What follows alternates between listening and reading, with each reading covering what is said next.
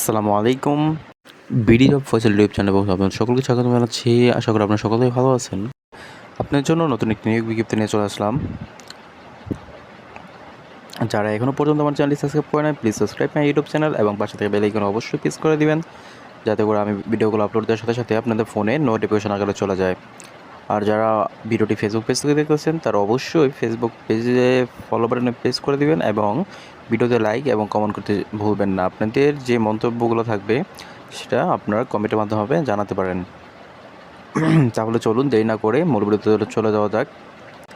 গণপ্রজাতন্ত্রী বাংলাদেশ সরকার, প্রতিরক্ষা মন্ত্রণালয়, গণভবন কমপ্লেক্স, শেরেবাংলা নগর। বাংলাদেশ নৌবাহিনীতে 10ম থেকে 12তম গ্রেডে বেসামরিক শূন্য পদে জনবল নিয়োগের লক্ষ্যে বাংলাদেশের প্রাকৃত নাগরিকদের নিকট হইতে অনলাইনে এই ওয়েবসাইটে দরখাস্ত আহ্বান করা যাচ্ছে।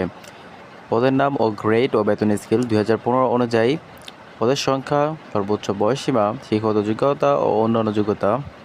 লাইব্রেরি অফিসার 10 নম্বর গ্রেড 16,000 টাকা হতে 38,640 টাকা একজন হবে। সর্বোচ্চ বয়সসীমা 32 বছর। কোনো স্বীকৃত বিশ্ববিদ্যালয় হইতে স্নাতক বা সমমানের ডিগ্রি, কোনো স্বীকৃত ইনস্টিটিউট বা প্রতিষ্ঠান হইতে লাইব্রেরিয়ান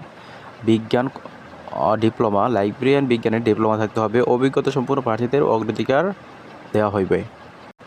ডেনিস্টর 10 নম্বর গ্রেড 16,000 টাকা হতে 38,640 টাকা 6 জন্য হবে। সর্বোচ্চ বয়সসীমা 32 বছর। কোনো স্বীকৃত বিশ্ববিদ্যালয় হইতে বিজ্ঞান বিভাগে ন্যূনতম দ্বিতীয় শ্রেণী বা সমমানের সিজিপিএ সহ স্নাতক বা সমমানের ডিগ্রি। আর্টিস্ট 12 নম্বর গ্রেড 11,300 টাকা হতে 27,300 টাকা একজন হবে। সর্বোচ্চ বয়সসীমা 32 বছর। কোনো স্বীকৃত বিশ্ববিদ্যালয় হইতে ফাইন আর্ট এবং স্নাতক বা সমমানের ডিগ্রি, গ্রাফিক্স ডিজাইন বিষয়ে অভিজ্ঞতা। যদি আপনার গ্রাফিক ডিজাইনে অভিজ্ঞতা থাকে তাহলে আপনি 12 নম্বর পোস্টে অ্যাপ্লিকেশন করতে পারেন।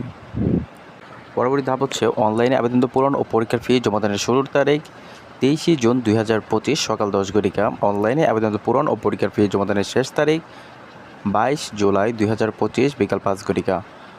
উক্ত সময়ের মধ্যে ইউজারটি প্রাপ্ত প্রার্থীগণ যদি আপনি অনলাইনে অ্যাপ্লিকেশন করেন তাহলে আপনি 72 ঘন্টার মধ্যে আপনার আপনার মোবাইলের মাধ্যমে এসএমএসের মাধ্যমে পরীক্ষার যে আপনি যে পোস্টে অ্যাপ্লিকেশন করছেন সেই পোস্টের যে ফিটা আছে সেটা আপনার মোবাইলের মাধ্যমে দিয়ে দিতে হবে। যদি না দেন তাহলে আপনার অ্যাপ্লিকেশনটা বাতিল বলে গণ্য হবে 72 ঘন্টার মধ্যে।